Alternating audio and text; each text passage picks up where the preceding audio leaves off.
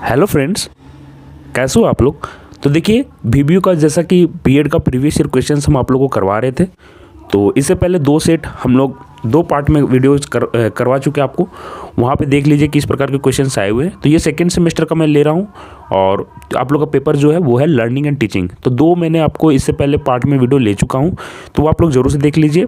इस वीडियो में मैं 2015-17 वाला सेट और 2016-18 वाला सेट, ये दोनों हम आप लोगों को करवाने जा रहे हैं लर्निंग एंड टीचिंग का। तो मैं आपको बता दूं कि प्रीवियस ईयर के क्वेश्चंस इंपॉर्टेंट होते हैं, बहुत ही इंपॉर्टेंट होते हैं, और कुछ बहुत सारे क्वेश्चंस यहाँ से डायरेक्टली ले लिए जाते हैं।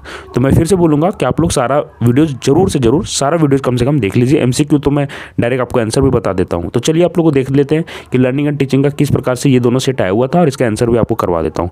इससे पहले अगर लर्नर्स ग्लोब आप लोग ने सब्सक्राइब किया हो ना, तो लर्नर्स ग्लोब जो हमारा चैनल है लर्नर्स ग्लोब, ये वाला चैनल आप लोग जरूर सब्सक्राइब कर लीजिए। लर्नर्स ग्लोब अभी आगे मैं बताऊंगा कि कैसे सब्सक्राइब करना है, जरूर से कर लेना। कमेंट बॉक्स में भी इसका लिंक दिया हुआ है। तो चलिए देखिए 2015-17 वाला सेट किस प्रकार से आया हुआ है, चलिए हम उसको देख लेते हैं। वीबीयू का ही है लर्निंग एंड टीचिंग वाला, ठीक है। 2015-17 वाला सेट हम लोग देख रहे हैं और क्वेश्चन का पैटर्न आप लोग को पता ही होगा। फुल मार्क्स 80 मार्क्स का है और टाइम ड्यूरेशन 3 घंटे का आपको मिलेगा। तो चलिए देख लेते हैं। सभी क्वेश्चन से अनिवार्य हैं। यहाँ पे देख लीजिए ऑब्जेक्टिव टाइप क्वेश्चंस हैं, 10 क्वेश्चंस हैं 2-2 मार्क्स के, 20 मार्क्स यहीं से आपके बन जाएंगे।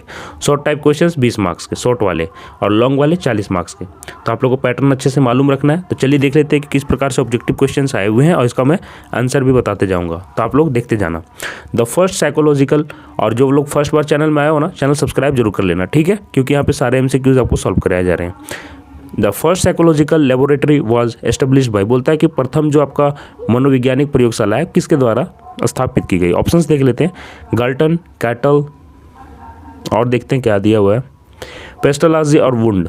तो यहाँ पे देख लीजिए 2 ऑप्शन और दिए हुए, तो कौन सा सही हो जाएगा। तो इसका आंसर सही हो जाएगा 4, वुंड। इन्होंने ही मतलब लेबोरेटरी एस्टेब्लिश किया था, और नाम है विलहेल्म। आप नाम एक बार देख लीजिए, विलहेल्म, पूरा नाम इसका याद रखिएगा, विलहेल्म, और आगे वुंड, ठीक है, आगे वही वाला लगेगा नहीं पीछे। चलिए नेक्स्ट देख लेते हैं। Educational psychology is the branch of psychology which deals with teaching and learning. Who said this, बोलता है कि शिक्षा मनोविज्ञान की वह शाखा है जिसमें आपका क्या है कि पढ़ाना और सिखाना की प्रक्रिया अध्ययन करती है। किसका कथन है ये, ठीक है। तो बी नंबर क्वेश्चन का देखिए आंसर कौन सा होगा। यहाँ पे मैं थोड़ा सा छोटा कर देता हूँ आपके लिए। चलिए सेकेंड क्वेश्चन बी का जो आपका आंसर हो जाएगा स्किनर हो जाएगा, ठीक है, स्किनर। ऑप्शंस भी आप लोग देख लेना किस प्रकार से आते हैं। फिर यहाँ पे देखिए खालिस्तान शुरू में दे दिया हुआ था, और फिर पूछ रहा है कि दिया हुआ था आगे कि बर्थ ऑर्डर्ड चाइल्ड और इंट्रोवर्ट, बोलता है जन्म चक्र वाले बच्चे अंतर्मुखी होते हैं। तो याद रखिएगा अंतर्मुखी जो होते हैं वो फर्स्ट जन्म चक्र कर्म वाले बच्चे जो होते हैं वो अंतर्मुखी होते हैं। तो ये आपको फर्स्ट ऑप्शन बिल्कुल सही हो जाएगा, ठीक है। चलिए नेक्स्ट क्वेश्चन चलते हैं। मैस्लो के पिरामिड में खाली जगह पद हैं। मैस्लोज पिरामिड कंटेंस ब्लैंक दिया हुआ है नंबर ऑफ स्टेप्स। कितने स्टेप्स होते हैं मैस्लो के पिरामिड में, मैं आपको बता दूं, तो 5 होते हैं। तो आपका डी का फर्स्ट ऑप्शन बिल्कुल करेक्ट हो जाएगा। 5 आपका 5 पद है, ठीक है। तो पिछले प्रीवियस ईयर के क्वेश्चंस आपको मैं फिर से बता दूं कि एमसीक्यूज इंपॉर्टेंट है, और सारे क्वेश्चंस लगभग ढेर सारे यहीं से आ जाते हैं। तो आप लोग को मैं यहाँ पे इस चैनल के थ्रू लगभग मैंने करवाया था। सेमेस्टर 1 वाले बच्चों को भी मैंने बहुत सारा करवाया, तो काफ़ी उनके लिए हेल्पफुल रहा। तो आप लोग को भी मैं करवा रहा हूँ। तो फर्स्ट बार जो भी आया हो ना, चैनल सब्सक्राइब कर लेना। और एक और मैं आपको बताना चाह रहा था कि लर्नर्स ग्लोब जो चैनल है उसको जरूर सब्सक्राइब कर लीजिएगा, ठीक है। उसमें आप पे सिर्फ और सिर्फ बीएड का ही कंटेंट आता है। तो इसका चैनल मैं कमेंट पर पिन कर दिया हूँ, उसको जरूर से सब्सक्राइब कर लीजिए, आपको इसका बेनिफिट समझ में आएगा, ठीक है। Cognitive theory belongs to the school of blank दिया हुआ है साइकोलॉजी एंड कॉग्निटिव साइकोलॉजी। अच्छा क्वेश्चन है। संज्ञानात्मक सिद्धांत खालिस्तान मनोविज्ञान और संज्ञानात्मक मनोविज्ञान के स्कूल से संबंधित है। तो यहाँ देख लीजिए जितने भी दिया हुआ है ना, सभी school of psychology, functionalism, structuralism, behaviourism, है ना, गेस्टाल्ट, सारा चीज़ है। लेकिन यहाँ पे बोल रहा है कि जो कॉग्निटिव साइकोलॉजी से जो जुड़ा हुआ है उसी से संबंधित है। तो वो यहाँ पे मैं आपको बता दूँ कि स्ट्रक्चरलिज्म हो जाएगा, है ना, संरचनावाद, प्रकार्यवाद, व्यवहारवाद, संरचनावाद, गेस्टाल्ट, तो हो जाएगा आपका संरचनावाद। यही आपका जो है वो मनोविज्ञान के स्कूल से संबंधित है, जो संज्ञानात्मक से लेना देना जिसका है, ठीक है। तो ये देख लीजिएगा। नेक्स्ट देखिए, centre of educational psychology is, शिक्षा मनोविज्ञान का केंद्र है। चाइल्ड होगा, टीचर होगा, आगे चलिए देख लेते हैं, पाठ्यक्रम होगा, और नन ऑफ दिस। तो मैं आपको बता दूं कि जो आपका है सेंटर ऑफ एजुकेशनल साइकोलॉजी, शिक्षा का मनोविज्ञान, वो तीनों से मतलब के संबंधित रखता है। सीखने वाला लर्नर से भी, टीचर से भी, है ना, इसके सेंटर में सभी रहता है, करिकुलम भी।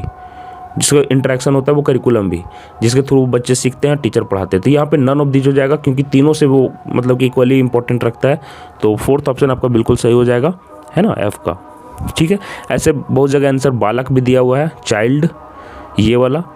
ठीक है, तो आप लोग कंफर्म कीजिए कमेंट में, अगर कर सकते हैं कि कमेंट में आप बताइए कि कौन होगा। वैसे तीनों को यहाँ पे इनके अंदर रखा गया था, जोड़ दिया गया था। Which is the main identity of creativity, बोलता है सृजनात्मकता जो है ना, सृजनात्मकता का मुख्य पहचान है। ठीक है, तो क्या हो जाएगा, आर्ट, साहित्य, विज्ञान, नव सृजन। तो देखिए क्रिएटिविटी की जहाँ भी बात आती है वो न्यू क्रिएशन की बात करता है, नव सृजन की बात करता है। तो फोर्थ ऑप्शन बिल्कुल करेक्ट हो जाएगा। चलिए नेक्स्ट क्वेश्चन देखिए, which of the following gland do not influence personality development, बोलता है जो भी यहाँ पे सारे ऑप्शंस दिए हुए हैं उनमें से कौन सी ग्रंथि व्यक्तित्व को प्रभावित नहीं करती है। तो कौन नहीं करती है, तो याद रखिएगा व्यक्तित्व वाला पॉइंट याद रखिएगा कि जो व्यक्तित्व को प्रभावित नहीं करता वो कौन सा ग्लैंड है। तो वो ग्लैंड आपका हो जाएगा एच का 4 नंबर, पीनियल ग्लैंड। ठीक है, याद रखिएगा पीनियल ग्रंथि जो है आपका वो पर्सनालिटी डेवलपमेंट में मतलब कि किसी भी तरह का इन्फ्लुएंस इनका नहीं होता है। चलिए आगे देखिए, theory of operant conditioning is given by, बोलता है प्रसूत क्रिया अनुबंधन, है ना, ये सिद्धांत किसके द्वारा दिया गया।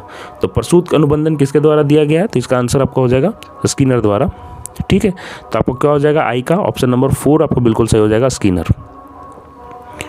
चलिए नेक्स्ट देख लेते हैं, J number, social learning takes place. Social learning किससे मतलब कि आपको बोल रहा है सामाजिक अधिगम आरंभ होता है। तो क्या हो जाएगा, जे का ऑप्शन नंबर 3 सही हो जाएगा, कॉन्टैक्ट से। क्योंकि देखिए सोशल लर्निंग आपका अलगाव से तो हो भी नहीं सकता, क्राउड से भी नहीं होगा, और कॉन्टैक्ट से जितना भी इंटरेक्शन होगा उसी से आपका ये बनेगा। ठीक है, तो थर्ड ऑप्शन बिल्कुल सही हो जाएगा। आप लोग बीएड वाले स्टूडेंट के लिए मैं एक खबर बताना चाह रहा था कि लर्नर्स ग्लोब यूट्यूब चैनल को आप लोग जरूर सब्सक्राइब कर लीजिए। ये बीएड वाले बच्चों के लिए स्पेसिफिकली बनाया गया है। तो मैं बता दूं, लर्नर्स ग्लोब देख लीजिए क्या स्पेलिंग है, LEARNERS, learners globe.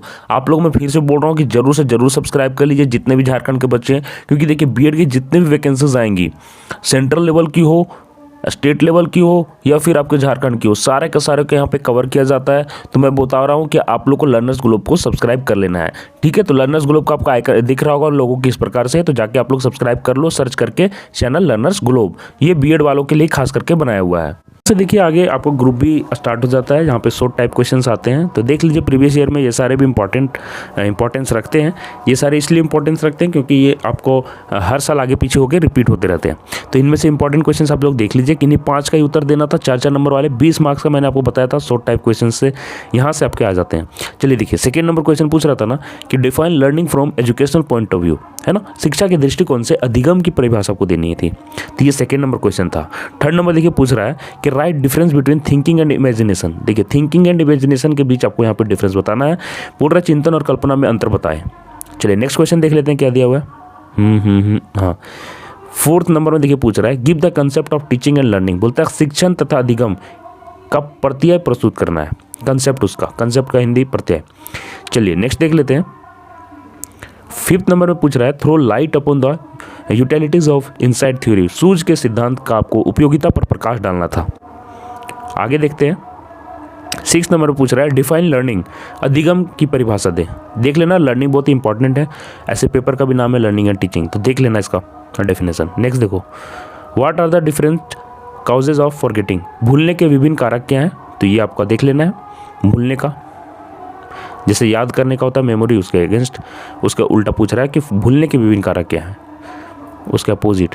What are the different tools of thinking process, चिंतन प्रक्रिया के विभिन्न टूल्स क्या हैं। तो देख लीजिएगा ये question, thinking and disc type, बार बार क्वेश्चन रिपीट हुआ है, मेमोरी एंड डिस्क टाइप, फिर आपके पर्सनालिटी एंड डिस्क टाइप। तो इस तरह के क्वेश्चन यहाँ पे आपको देखने को मिलते हैं। फिर नेक्स्ट क्वेश्चन देखिए 9th नंबर में पूछ रहा है describe the educational implications of group dynamic, समूह गतिकी के शैक्षिक महत्व का आपको यहाँ पे वर्णन करना है। चलिए ग्रुप सी में हम लोग आ जाते हैं। यहाँ से देखिए लॉन्ग आंसर टाइप क्वेश्चंस आ जाते हैं, दीर्घ उत्तरीय, 40 नंबर के हैं, तो इंपॉर्टेंट तो रखता ही है। तो चलिए देख लेते हैं, काफ़ी इंपॉर्टेंस है, बता दे रहा हूँ, तो आप लोग देख लीजिएगा। लॉन्ग टाइप क्वेश्चंस में जो क्वेश्चन बार बार रिपीट होते हैं वैसे क्वेश्चन को खास करके आपको करके जाना है। किन्हीं 4 को उत्तर देना है, 40 मार्क्स का है। What is educational psychology, discuss the scope of educational psychology, शिक्षा मनोविज्ञान क्या है, शिक्षा मनोविज्ञान के क्षेत्र का आपको यहाँ पे वर्णन करना है। जो क्वेश्चन बार बार रिपीट होते हैं और लास्ट ईयर के नहीं पूछा हुआ रहता है, जो मतलब रिसेंट ईयर में नहीं पूछा हुआ रहता है, वैसे क्वेश्चनों का आप लोग जत्था बना लें जो इंपॉर्टेंट है, मतलब कलेक्शन बना लें और उनकी तैयारी करें।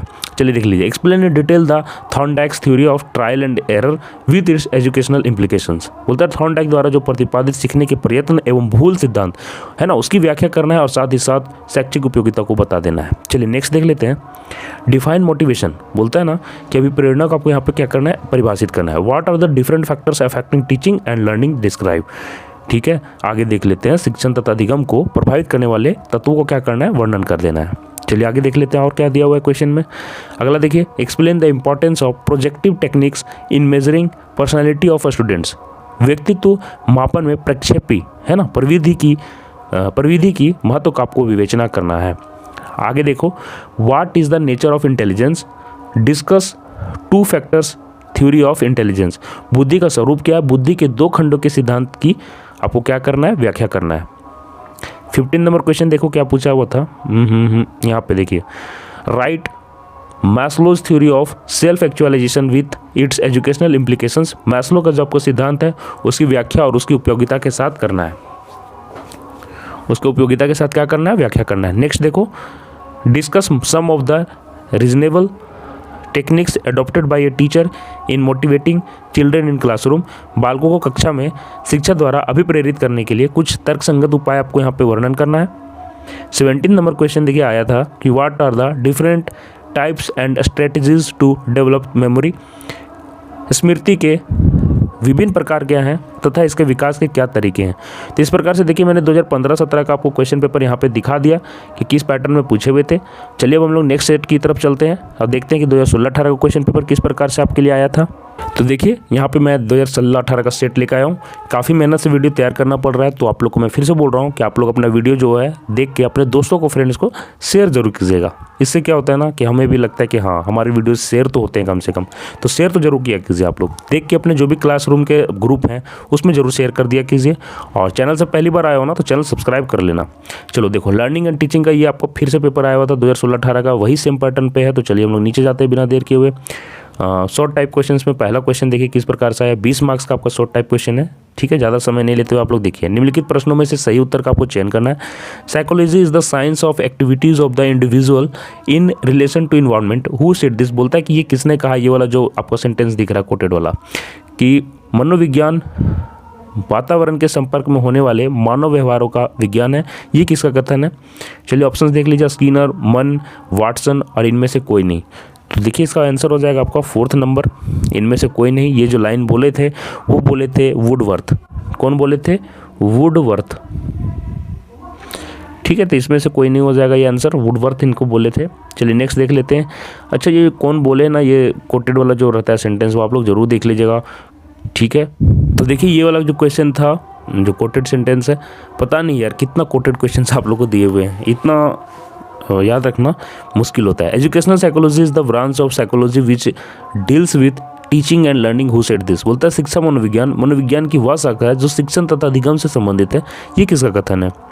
तो देखिए सेकंड का ये फर्स्ट आंसर हो जाएगा, स्किनर ही इन्होंने, इनका ही वो है ना कि शिक्षण एवं अधिगम क्या है, संबंधित है। चलिए नेक्स्ट देख लेते हैं। सी नंबर में देखिए पूछ रहा है ना कि motivation is the process of arousing, sustaining and regulating activity. Who said this.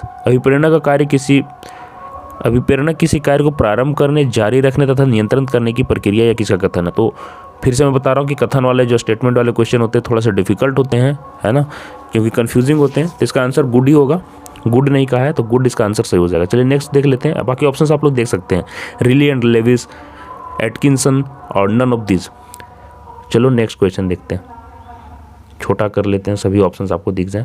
Theory of classical conditioning is given by. तो देखिए ये क्वेश्चन जो है ना बार बार रिपीट हो रहा है, क्लासिकल कंडीशनिंग वाला, तो ये याद ही रख लेना है। डी का फर्स्ट होगा, आपको पैब्लो द्वारा दिया गया था क्लासिकल कंडीशनिंग वाला जो है, तो याद रखिएगा। बाकी ऑप्शंस देख सकते हैं, वाटसन, थॉर्नडाइक, स्किनर। नेक्स्ट देखिए, trial and error theory is given by. बोलता है कि जो प्रयत्न एवं त्रुटि का जो सिद्धांत वो किसके द्वारा दिया गया, स्किनर, थॉर्नडाइक, पैब्लो। और देख लेते हैं कौन सा ऑप्शन है, 4th ऑप्शन से इनमें से कोई नहीं।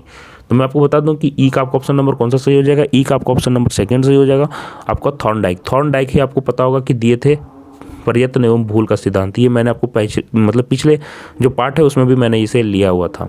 चलिए इंट्रोस्पेक्शन मेथड लैकिन, बोलता है कि जो अंतर्निरीक्षण जो पद्धति है उसमें अभाव है। तो विश्वसनीयता का जी हाँ, वैलिडिटी का जी हाँ, किसका किसका अभाव है देख लीजिए, ऑब्जेक्टिविटी का हाँ। तो क्या हो जाएगा आपको, क्योंकि देखिए इंट्रोस्पेक्शन ना तो ऑब्जेक्टिविटी के लिए सही है ना फिर आपका सब्जेक्टिव प्रश्नों के लिए, तो ये आपका इसमें अभाव होता है दोनों का। तो क्या हो जाएगा एफ का आपका ऑप्शन नंबर का क्या सही हो जाएगा, fourth, all of the above. Next देखिए, which of the following is not the principle of development. तो देखिए ये क्वेश्चन याद रखिए कि प्रिंसिपल ऑफ डेवलपमेंट में प्रिंसिपल डेवलपमेंट कैसे होता है वो पूछा जा रहा था। देखिए प्रिंसिपल ऑफ कंटिन्यूटी पर डेवलपमेंट काम करता है, ये सही है, ठीक है, निरंतरता का सिद्धांत। इंडिविजुअल डिफरेंसेस, व्यक्तिगत भेद का सिद्धांत हाँ डेवलपमेंट में होता है। चलिए नेक्स्ट देख लीजिए, principles of proceeding from specific to general. तो ये देखिए यहाँ पे उल्टा होता है, यहाँ पे होना चाहिए जनरल टू स्पेसिफिक, है ना, प्रिंसिपल ऑफ इंटीग्रेशन, ठीक है। तो यहाँ पे थर्ड ऑप्शन आपको बिल्कुल सही हो जाएगा, क्योंकि ये नहीं होता है, ठीक है। तो ये आपका थर्ड ऑप्शन बिल्कुल सही हो जाएगा, principle of proceeding from specific to general. Next question देखिए, development of language in children according to BF Skinner is the result of. BF Skinner के अनुसार बच्चों में भाषा का विकास निम्नलिखित का परिणाम है, training in grammar, imitation and reinforcement, इनेट abilities, आगे देख लीजिए मैच्योरेशन, ठीक है। तो इसका कौन सा ऑप्शन सही हो जाएगा आपका, एच नंबर का 2 सही हो जाएगा, इमिटेशन एंड पुनर्बलन। इसके द्वारा आपका यहाँ पे क्या होगा कि बच्चे में भाषा का विकास इसके द्वारा ज़्यादा होता है। चलिए नेक्स्ट देख लेते हैं, स्किनर के द्वारा, स्किनर के according behaviour pattern that increases in pregnancy when followed by a reward is known as, ठीक है, क्या दिया हुआ है कि when followed by a reward is known as. चलिए देख लेते क्या है, पुरस्कृत होने पर जिस व्यवहार प्रतिमान की बारंबारता बढ़ जाती कहलाता है। इंग्लिश और हिंदी में थोड़ा सा अलग लग रहा है इसका। चलो देखिए यहाँ पे इसका आंसर कौन सा सही हो जाएगा, इसका आंसर आपको क्या हो जाएगा, क्या ऑप्शंस दिए हुए, शेपिंग, क्लासिकल कंडीशनिंग, जनरलाइजेशन और फिर ऑपरेंट कंडीशनिंग, अनुकूलन, क्लासिकीय अनुकूलन, सामान्यीकरण। तो इसका आंसर आपको सही हो जाएगा डी, फोर्थ, ऑपरेंट कंडीशनिंग। यहाँ पे रिवॉर्ड की बात की जाती है तो यहाँ पे हो जाएगा क्रिया प्रसूत अनुकूलन। चलिए नेक्स्ट क्वेश्चन देख लेते हैं। देखिए ये वाला व्यक्तित्व का स्व सिद्धांत किसने प्रतिपादित किया, ये प्रश्न है। तो देख लेते हैं, सेल्फ थ्योरी ऑफ पर्सनालिटी पर क्वेश्चन था, तो किसने किया ये क्वेश्चन देख लीजिएगा, इंपॉर्टेंट है। तो इसका आंसर हो जाएगा रोजर। फुल नेम आपको मैं बता दूं कि कार्ल रोजर, ठीक है, कार्ल रोजर। ये क्वेश्चन आ सकता है तो आप लोग देख लीजिएगा। चलिए यहाँ से हम लोग देखते हैं अब शॉर्ट टाइप क्वेश्चन शुरू हो जाएंगे। ग्रुप बी यहाँ से स्टार्ट हो गया है। शॉर्ट टाइप क्वेश्चन 20 मार्क्स यहाँ से आप बना सकते हैं, 5 प्रश्नों को उत्तर देना था। व्हाट इज लर्निंग प्लान, अधिगम की योजना क्या है, फर्स्ट क्वेश्चन आया था। What are the major challenges of teaching and learning process, शिक्षण अधिगम प्रक्रिया की प्रमुख चुनौतियाँ क्या हैं। Discuss the various factors affecting learning, अधिगम को प्रभावित करने वाले विभिन्न कारकों की विवेचना करनी है। व्हाट इज मोटिवेशन, अभिप्रेरणा का क्या अर्थ है। Discuss N specific teaching approach that support learning, अधिगम समर्थित एक विशिष्ट शिक्षण उपागम का आपको क्या करना है, वर्णन करना था। नेक्स्ट क्वेश्चन देख लेते हैं।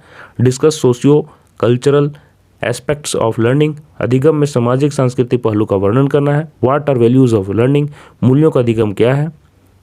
Describe the strategies of teaching and its different types, शिक्षण के तरीकों की विवेचना करते हुए उसकी नीतियों का आपको बताना है। अब ग्रुप सी में देखिए यहाँ से लेंदी टाइप क्वेश्चन आ जाते हैं, लॉन्ग आंसर टाइप। यहाँ से आपको दीर्घ उत्तर, ये 40 मार्क्स यहाँ से आप लोग ला सकते हो। किन्हीं 4 का ही उत्तर देना था। चलिए देख लेते हैं। Define learning, explain its major factors that affecting learning, अधिगम को परिभाषित करना है, अधिगम को प्रभावित करने वाले प्रमुख कारकों को यहाँ पे आपको वर्णन करना है। नेक्स्ट देखिए 11 में पूछ रहा है what are the theories of learning, mention any 2 of them which you like most, अधिगम के कौन कौन से सिद्धांत हैं, किन्हीं 2 सिद्धांतों जो आपको पसंद है उनको यहाँ पे वर्णन करना था। At what extent you agree that teacher is an adviser and facilitator, explain करना है कि आप कहाँ तक समझते हैं कि शिक्षक एक परामर्शदाता के साथ साथ सुगम करता है, ये आपको विवेचना करनी है। नेक्स्ट क्वेश्चन देखिए क्या पूछ रहा था। Discuss the constructivist approach of learning by Vygotsky, Vygotsky जो है L.S. वेगोत्स्की द्वारा प्रतिपादित अधिगम संरचनात्मक उपागम की आपको विवेचना करनी है। आगे देखिए क्या प्रश्न पूछा हुआ था आपसे, क्या पूछ लिया गया था। Define the concept of teaching and describe its various phases in details, बोलता है कि शिक्षण के अवबोध को परिभाषित करना, इसकी विभिन्न अवस्थाओं को आपको विस्तार पूर्वक से वर्णन करना है। 15 नंबर आपसे पूछा था what are the various difficulties faced by a teacher in diverse classroom, बोलता है कि विविधतापूर्ण वर्ग कक्षा में एक शिक्षक को किन बहुत सारी कठिनाइयों का सामना करना पड़ता है। तो देखिए 15 क्वेश्चंस यहाँ पे हैं, कुछ क्वेश्चंस मुझे लगता है यहाँ से छूट गया है, तो देख लीजिएगा आप लोग। ठीक है, तो ये आपका 2016-18 का क्वेश्चन पेपर था। तो आशा करता हूँ कि वीडियो पसंद आया। वीडियो पसंद आया तो अपने दोस्तों को जरूर शेयर कीजिए, मैं फिर से बोल रहा हूँ। ठीक है, मिलते हैं नेक्स्ट वीडियो में कोई और अपडेट के साथ। फर्स्ट बार आए हैं तो चैनल सब्सक्राइब कर लेना। धन्यवाद।